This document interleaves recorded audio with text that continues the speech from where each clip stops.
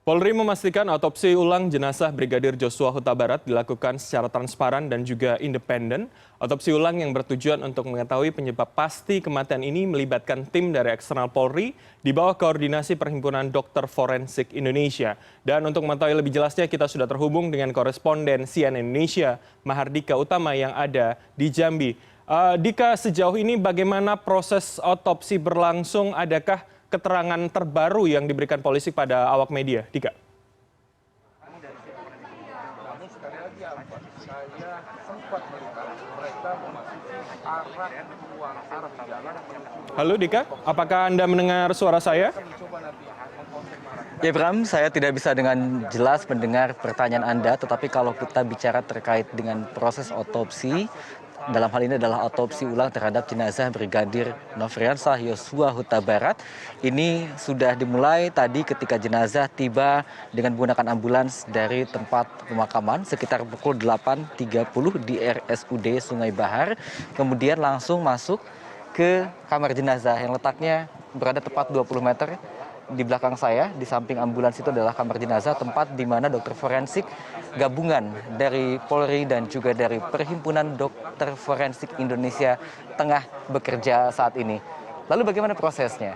Yang pertama tentunya adalah pemeriksaan eksternal. Pemeriksaan eksternal ini adalah pemeriksaan terhadap tubuh bagian luar, mulai dari tinggi badan, berat badan, etnis, jenis kelamin, lalu warna rambut, warna mata, panjang rambut, kuku dan sebagainya. Dan tentunya juga pada pemeriksaan eksternal ini akan terlihat bagian luka-luka yang dihasilkan dari jenazah pada saat otopsi ulang ini. Tentunya kita berharap bahwa kondisi jenazah yang masih berada di dalam peti meskipun sudah terkubur cukup lama sejak tanggal 11 Juli belum mengalami proses pembusukan yang terlalu parah.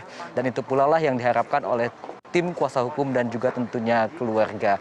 Nah, proses melihat luka-luka ini menjadi salah satu catatan yang digarisbawahi menurut tim kuasa hukum Johnson Panjaitan. Ini menjadi salah satu aspek yang sangat penting untuk melihat kembali secara utuh bagian mana saja yang terdapat luka-luka. Karena pada saat jenazah pertama kali dilihat oleh pihak keluarga pada tanggal 9 Juli atau 1 hari sejak waktu kematian yang diduga pada tanggal 8 Juli 2022, pihak keluarga hanya melihat kondisi jenazah separuh bagian saja, atau artinya hanya dari bagian perut ke atas.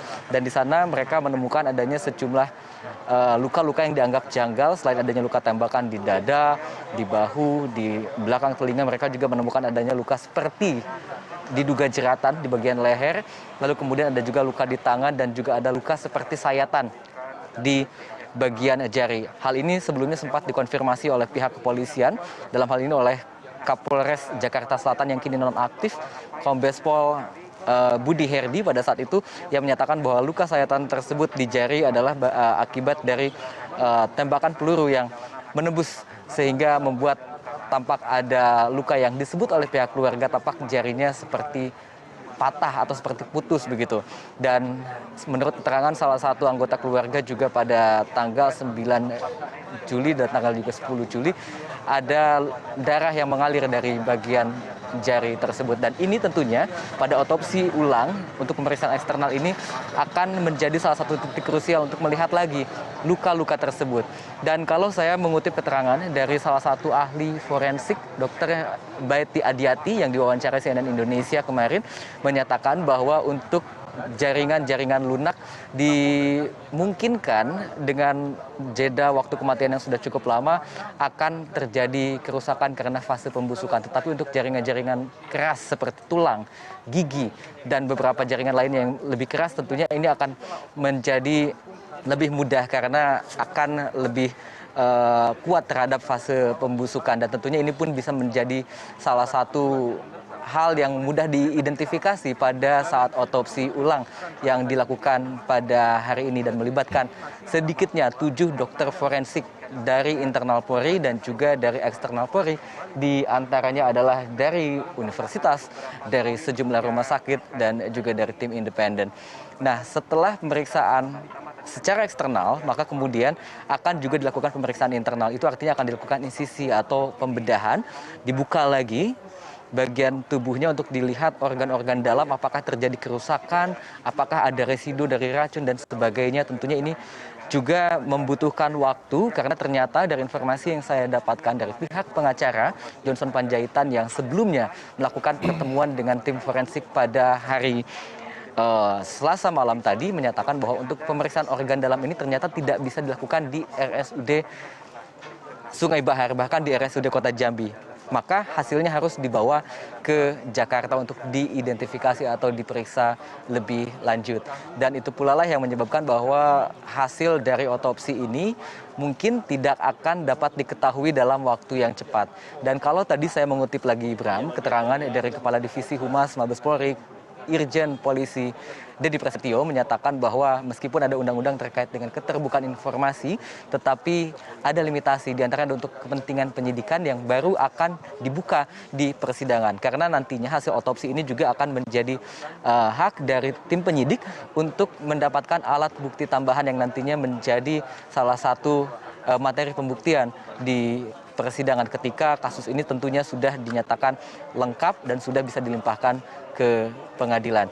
Nah, kalau kita bicara lagi terkait bagaimana akses keluarga untuk melihat transparansi yang dijanjikan oleh pihak kepolisian untuk jalannya proses otopsi ini, sebelumnya ada keterangan bahwa akan ada pemasangan 4 CCTV, akan ada layar lebar yang nantinya bisa digunakan oleh pihak keluarga untuk turut memantau jalannya proses otopsi.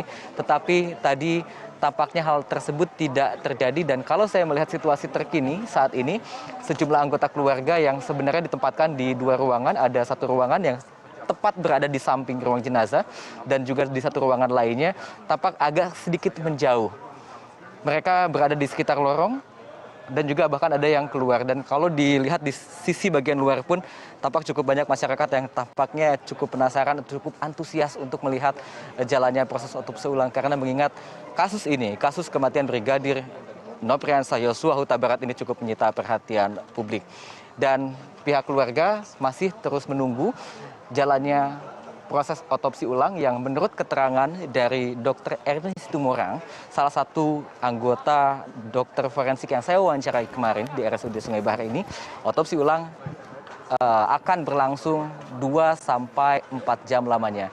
Ini sebenarnya menjadi lebih lama dibandingkan dengan otopsi pada biasanya, mengingat jenazah dari Brigadir Yosua Huta Barat ini sebelumnya sudah disuntikan cairan formalin, sehingga sebelum jalannya otopsi ulang ini berlangsung, tim dari dokter forensik harus terlebih dahulu membersihkan formalin pada jasad dari Brigadir Yosua Huta Barat karena jika terhirup maka dapat berpotensi menyebabkan gangguan-gangguan medis, salah satunya bisa menyebabkan kanker paru-paru.